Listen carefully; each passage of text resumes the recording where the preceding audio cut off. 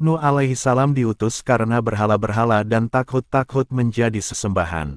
Manusia berada dalam kesesatan dan kekafiran. Allah subhanahu wa ta'ala mengutusnya sebagai rahmat bagi para hambanya. Dia adalah rasul pertama yang diutus kepada penduduk bumi.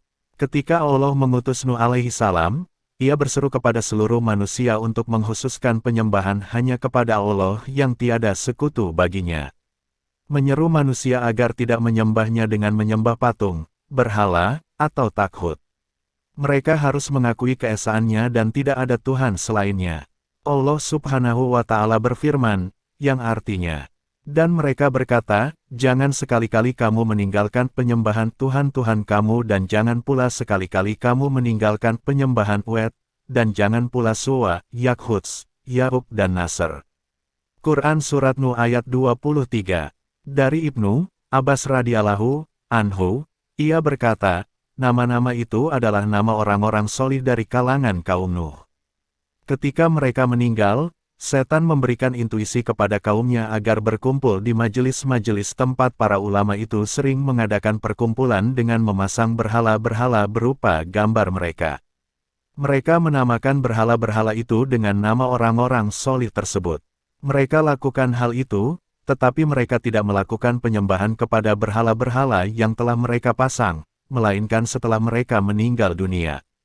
Ilmu mereka lenyap dan mereka disembah. Nuh alaihi salam menyeru mereka dengan segala cara, siang dan malam, sembunyi-sembunyi dan terang-terangan, dengan iming-iming dan ancaman.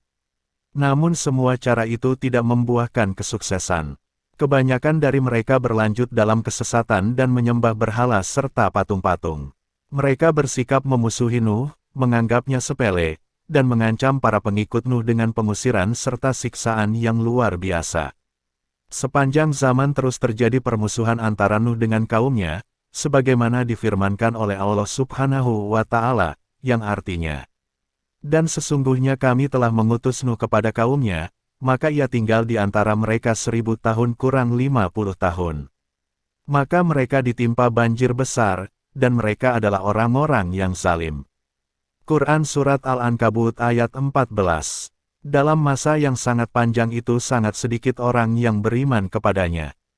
Setiap generasi mulai punah, mereka memberikan wasiat kepada generasi berikutnya untuk tidak beriman kepada Nuh agar terus menyerang dan memusuhinya.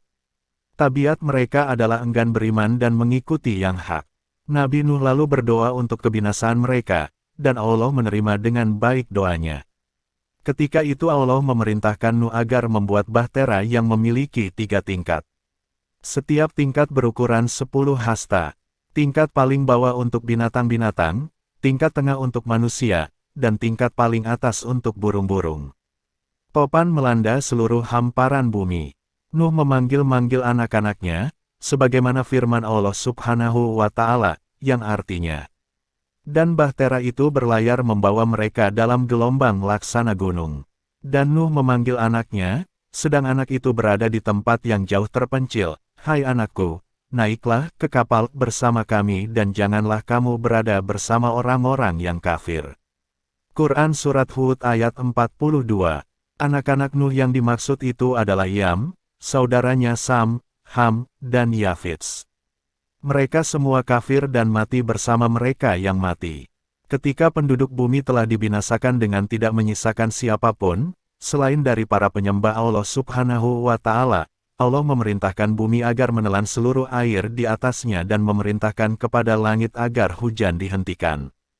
Ketika air mengalir dan terserap ke dalam perut bumi, dan sudah layak suatu usaha dilakukan serta untuk memiliki tempat tinggal, Nuh turun dari bahtera dengan perintah dari Allah subhanahu wa ta'ala.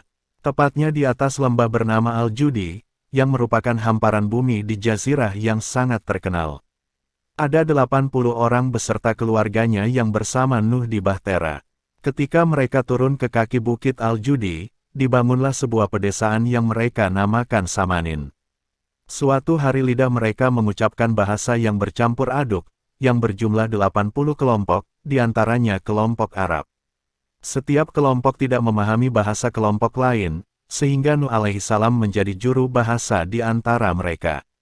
Allah subhanahu wa ta'ala berfirman, yang artinya, Dan kami jadikan anak cucunya orang-orang yang melanjutkan keturunan.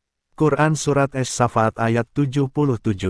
Semua jenis keturunan Adam yang berada di muka bumi sekarang ini bersambung secara keturunan kepada putra-putra Nuh yang berjumlah 3 orang, yaitu Sam, Ham, dan Yafits. Diriwayatkan dari Samurah, bahwa Rasulullah Shallallahu Alaihi Wasallam bersabda, yang artinya, Sam adalah bapa orang-orang Arab, Ham adalah bapa orang-orang Habasi, dan Yafits adalah bapa orang-orang Romawi. Hadits riwayat At-Tirmidzi. Rasulullah Shallallahu Alaihi Wasallam bersabda, yang artinya, sesungguhnya Nabi Nuh ketika wafat menjemputnya, ia berkata kepada putranya, sesungguhnya jauh-jauh aku memberimu wasiat, aku memerintahkanmu 2 hal dan melarangmu 2 hal. Aku memerintahkanmu kalimat la ilaha illallah. Sesungguhnya jika kalimat la ilaha illallah berada di piring timbangan, lalu 7 lapis langit dan 7 lapis bumi berada di piring timbangan yang lain, maka kalimat la ilaha illallah pasti lebih berat.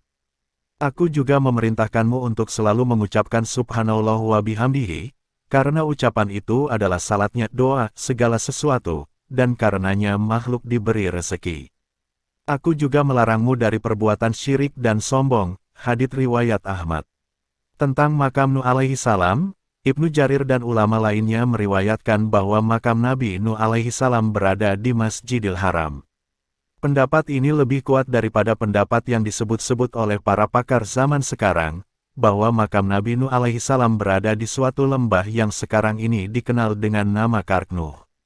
Wallahu a'lam bishawab. Semoga solawat dan salam selalu terlimpah atas hamba Rasulnya, Muhammad Shallallahu Alaihi Wasallam, keluarga, beserta para sahabatnya.